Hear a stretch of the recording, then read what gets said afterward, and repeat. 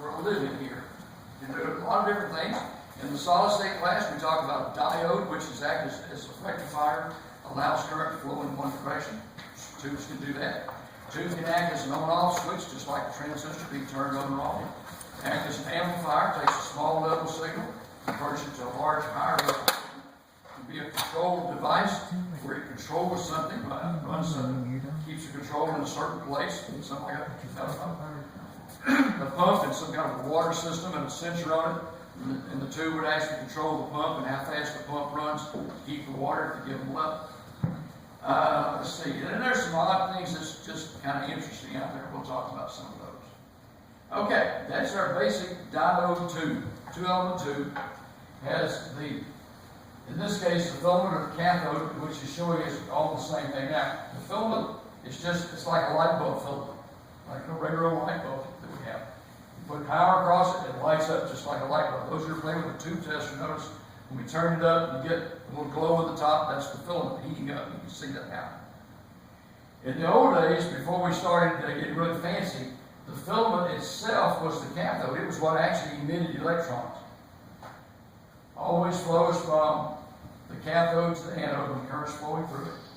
So, in this case, we got a plate supply here, or B+ battery as it's usually called. This would usually be 90 volts or so, maybe more.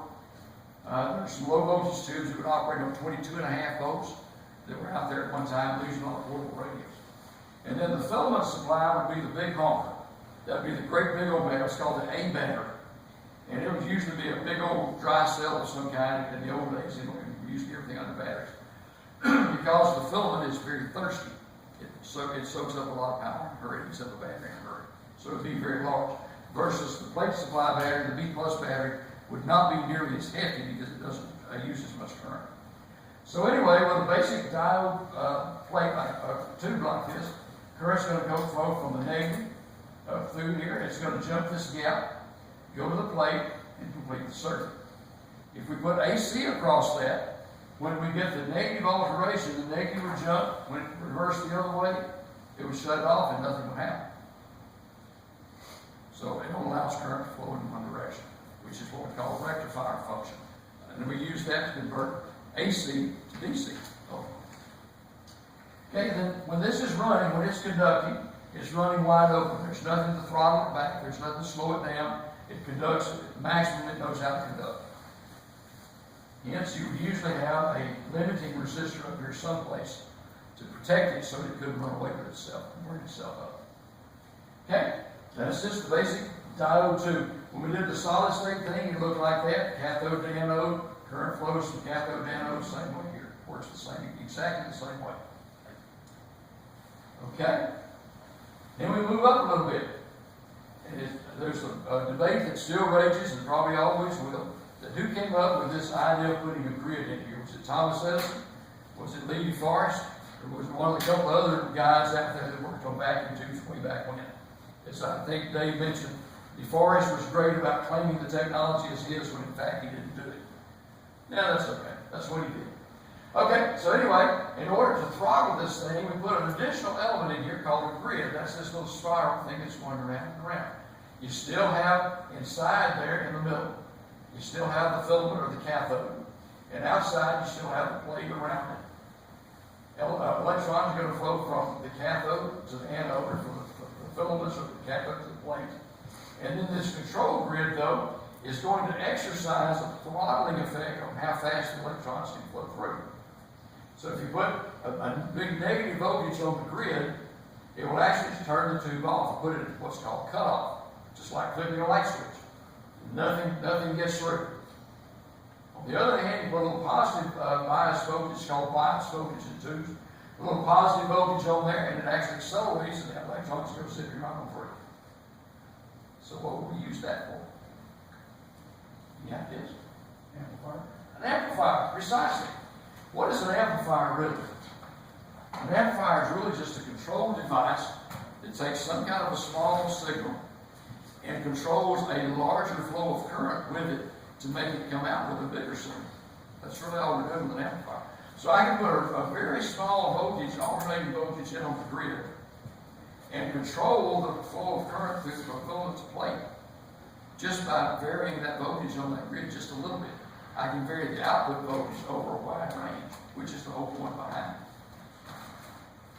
Okay, so the amplifier function, that's exactly what we're going to do. The grid is going to control the current flow from anode to cathode, from cathode to anode, from the filaments and plate inside the tube. Act as a clock. A little bitty signal can control a whole lot of current. That's the good part. The switch function works basically the same way, except instead of varying the flow of the current through the tube, we either let it all go full forward or we shut it off completely. Go either way we want it. Either way we want it to go. Some of the control functions we can use a light control, like a light dimmer or something like that, or a light turn on or off. Anybody ever had any experience with early on, i.e. mid-60s or so, light controls on automobiles? And one of Dan says, yeah, there were a couple of things. One of those was an automatic light dimmer in a Cadillac that was pushed for a long time. You had this funky little sensor up on the dash with a light cell in it. Look down the road. When it saw a car coming with headlights, it would automatically dim your headlights for you. When the car went by, then the lights would go back on right again. In the country, it actually worked pretty good. In the city, it didn't work with a flip because the street lights would fall so it would make it go crazy. But they actually used some miniature tubes in the early versions of that in Cadillac. There were actually tubes that control that. So it would sense the light coming on, and it would activate a relay, which took a lot of current. Relay would go one way or the other, switch your lights to dim. When it was over, the tube would turn loose, let the relay release, and your lights would go back on bright. Motor control how fast the motor spins. Voltage regulator, regulating the amount of voltage that the circuit is providing for something else. The ENIAC was one of the early vacuum tube computers, 19,000 vacuum tubes. How would you like to have a job maintaining that number of tubes? Pardon? You could tan. You get a good tan, yeah, you could. I'll show you another one in a minute, one of the other computers that's out there. Some of the weird things that went around were the miniatures and the sub-miniatures. The little acorn tubes, as they were called, were about the size around of a pencil eraser and maybe ½ inch long. And had wire leads coming out the ends. Tiny little tubes. And then the magic eye tube, which is what this guy is, used as a signal strength indicator. A lot of the old tube-type receivers use these as a received signal strength indicator. As you get closer to your center of the signal, the little window in the bottom will actually close up. On this one, you can see it work. It's completely closed there in that function and open in that function. And that little window goes back and forth. And that's actually just a vacuum tube. But it has a special coating that you see it's glowing green. It's a special coating that gives it a phosphorescent effect when you bombard it with electrons. And then you put a little element in there that deflects the electrons back and forth so you get the widening and the opening of the beam. It's pretty cool the way those things work. And at that time, it was cheaper to do that than to provide a meter. There's one of those in this military transfer. Isn't it? Yeah, in the back. It was pointed out to me by Dave that they use for tuning. Yeah, I was just about, I bet Yeah, you he's used to setting too. it up, and there's a little, you open the lid, there's a little mirror in there so you can see. So you can see it. So you can do it in the dark or wherever. Which is the good thing, and the light was automatically built in there. So it worked out good for that, yeah. Nixie tubes were another little interesting gadget. Nixie tubes were special little tubes that actually had some neon inside and a series of elements that were shaped like numbers usually. And by electrifying each one of those different numbers separately, it would appear to light up. So it gave us an early version of digital display, if you please. And then the old CRT, that's what we used in TVs and otoscopes for years and years and years. Unfortunately, those are pretty well gone by the wayside. Anybody still got a TV with a CRT tube type in it? 2 or 3 people got one, okay. They work, hey, they did good. Used to work on those things, replace those things. Generally, picture tubes were good for about 2 years of continuous use. And there used to be a thriving business of rebuilding picture tubes. Manufacturer would take the old tube itself, cut the neck of it off, put a new electron gun in there, fuse the glass back, evacuate it, and sell it for about half the price of a new tube. And then I made pretty good money putting it in and realigning everything there. There's an interesting thing about that. There is no way in the world right now that I know where you can replace a CRT. CRT. The last guy that replaced the Electron Giant is long out of business. I don't think you can buy them from Russia. I bet you're right. You can't, you know, if you have a TV that uses a CRT, and it's working, you have a rarity. Yeah. Yeah. I have a picture tube tester, CRT tester still. Companion to this book out here. It was made by Syncor though. But anyway, one of its functions, it was a restoration. It was called a CRT tester / rejuvenator. And what you did with that basically was there was an electron gun in the back where the filament was. You heat that up and that emits electrons. Over time, those electrons would be depleted basically.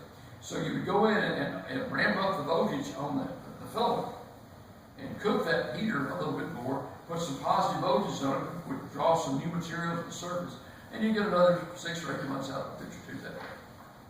It's a kind of a crazy way to make an extra buck, is what it really was. Anyway, IBM Q7. I actually went to school on this guy in Biloxi, Mississippi back in 1969. Got to experience Hurricane Camille, which has nothing to do with this thing. This guy had 53,000 vacuum tubes. Statistically, it was not possible for it to ever come up and run with that many vacuum tubes. You would never get all the vacuum tubes working at the same time. The way IBM got around that, the 53,000 vacuum tubes are divided in half. And there were actually 2 complete computers. So you had an A and a B. And each side troubleshot the other side. And that's how you got the thing up initially. And you go around and you make sure all the tubes are good, and you start bringing things up and running tests, replacing tubes as they go out. The worst thing for tubes is the initial turn on. When you first turn the power on, you can blow the filaments, especially if you hit it with full power the first time. So some places had rheostats, little adjusters. You bring the voltage up, the current up slowly to protect the tubes. But anyway, these guys, as I said, had 2 sections, and they troubleshot each other.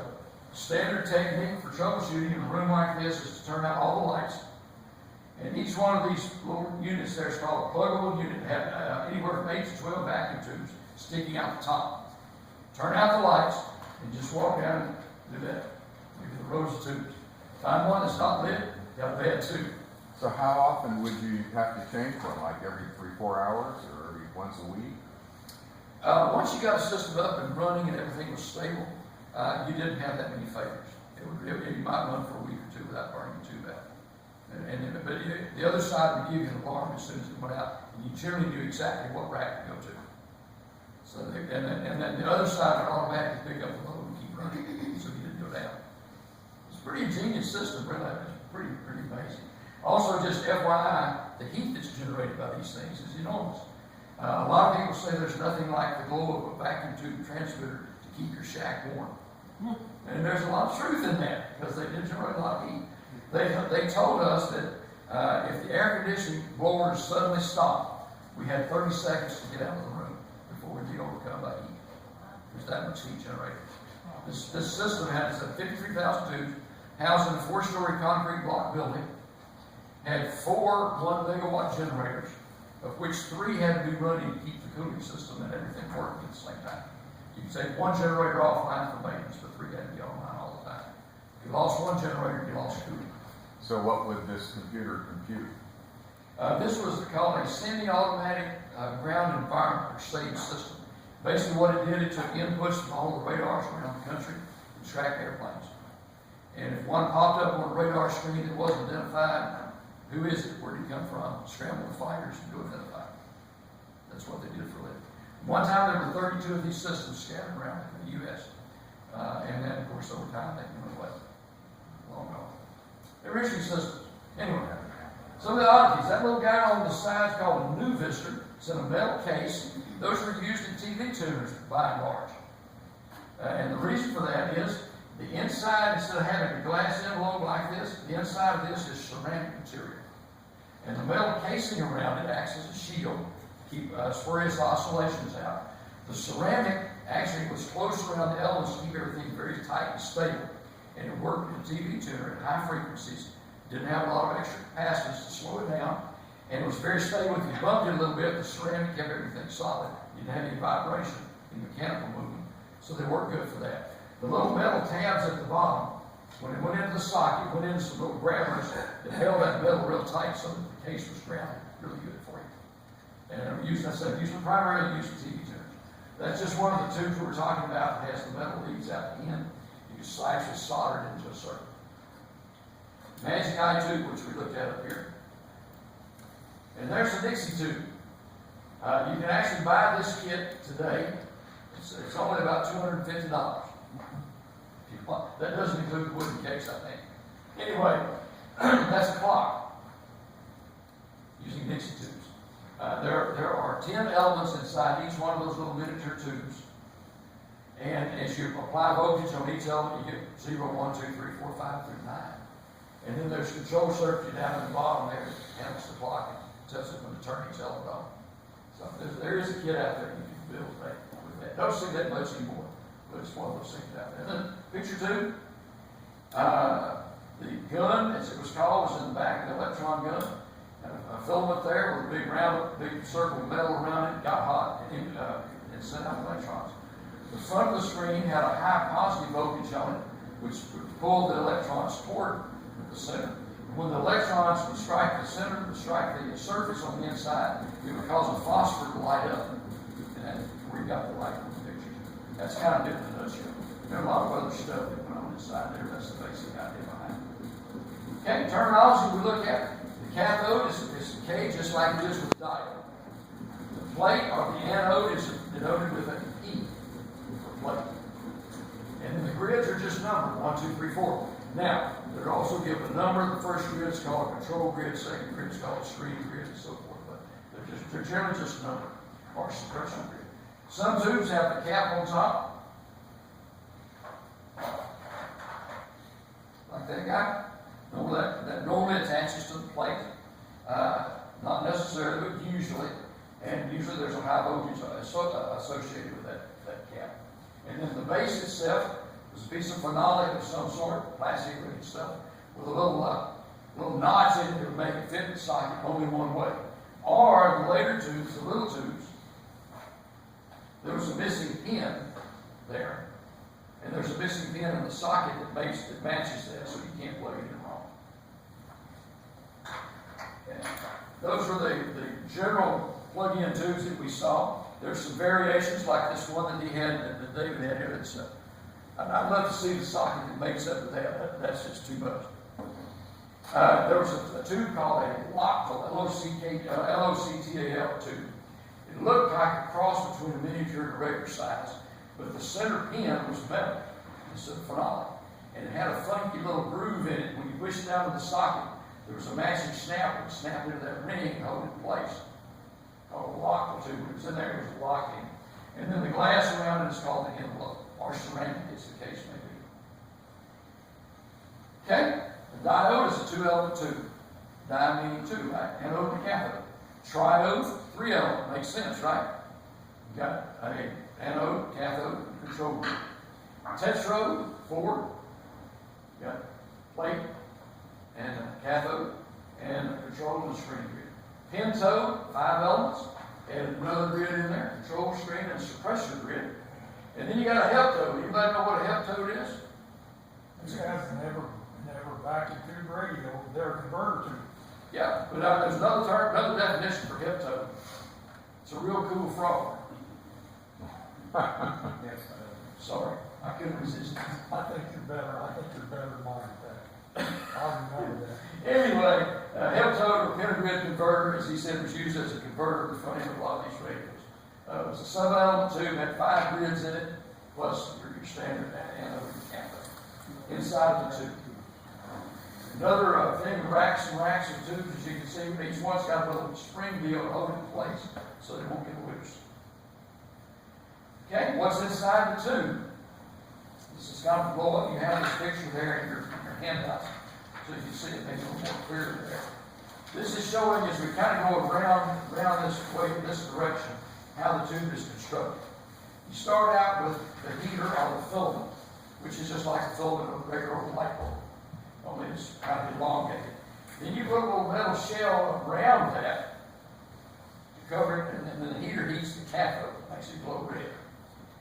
Then we put a grid around that. Take another grid, put around that grid, get another grid, wrap around that grid, keep going. Then we get the plate cavity, which is generally a metal shell that kind of goes around the whole thing. So then the electrons are flowing from this cathode through these different grids and finally to the plate. And the different grids will control the flow of the electrons as they go through. There's all kinds of different functions of the different grids. You have things like neutralization to reduce capacity between elements and things like that. There's all kinds of crazy stuff. And then there are mechanical parts. The little, these were usually made out of mica. Little spacers there that held everything in place. One of the interesting tidbits, though, is this thing here called a getter. See that little funny thing right there? One of these had a big one. This one, I don't know if you can see it or not. It's a big shiny thing. Well, the getter is the bottom, but the shiny thing is the result of it. Yeah, let me see if I can. You have one there, you can actually see the square getter, which was real obvious. Here it is. You find it? Yeah, that one's obvious too. I don't know if you can see it. I turn it like this. There's a little round element just kind of hanging down there. Doesn't look like it's doing anything. Okay.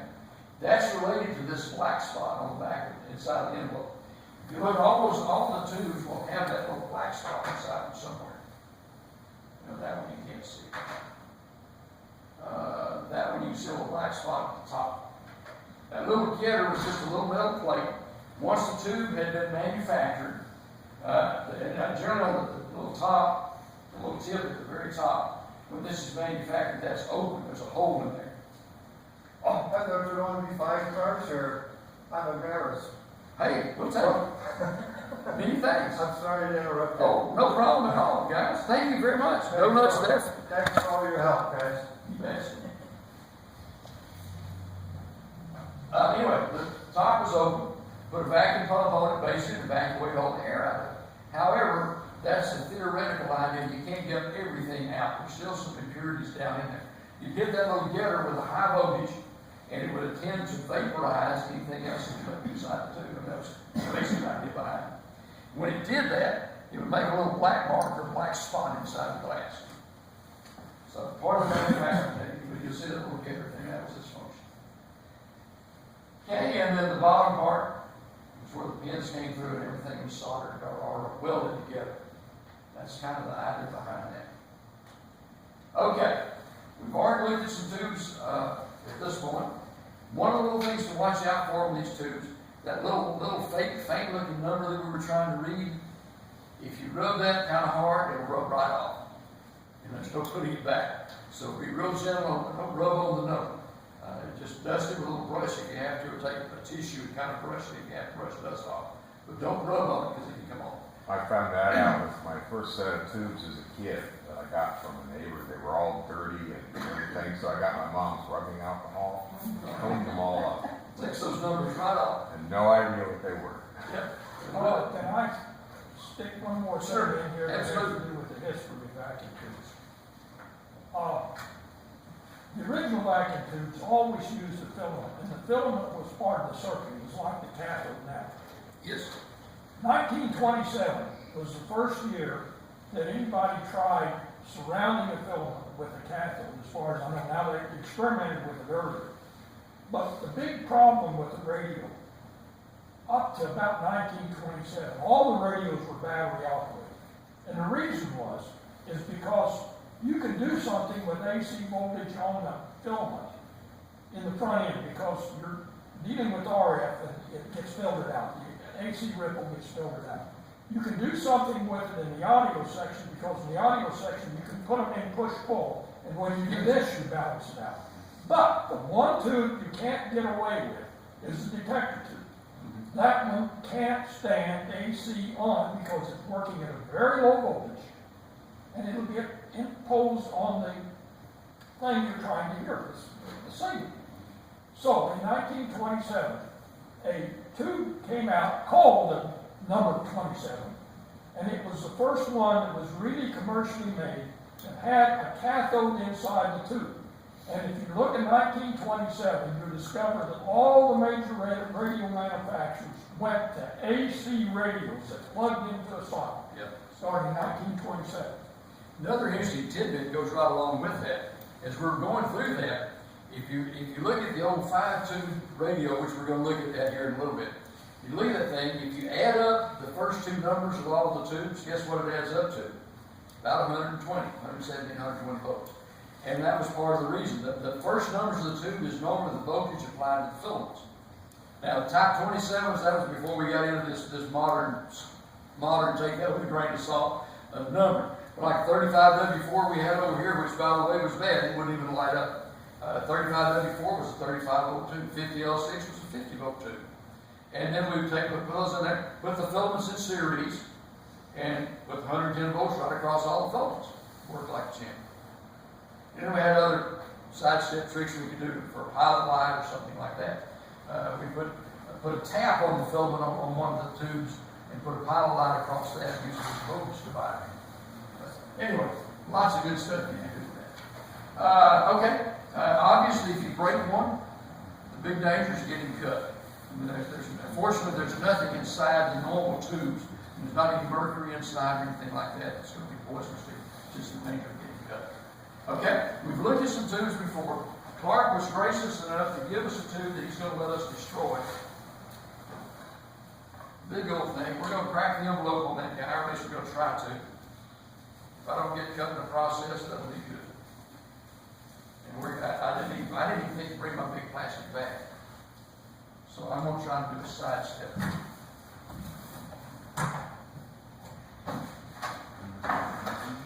Anybody ever want to hit a tube with a hammer? This is the opportunity. Here we go. I'm going to see if I don't know if I can do this or not. We're going to try it and see.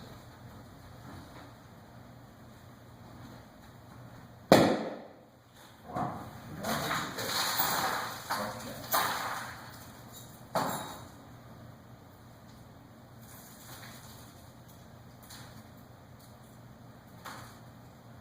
I bend it a little bit in the process.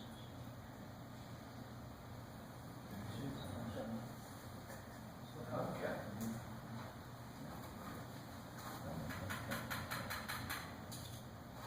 Okay, be very, very careful with that. That glass is very sharp. Go ahead and pass it around.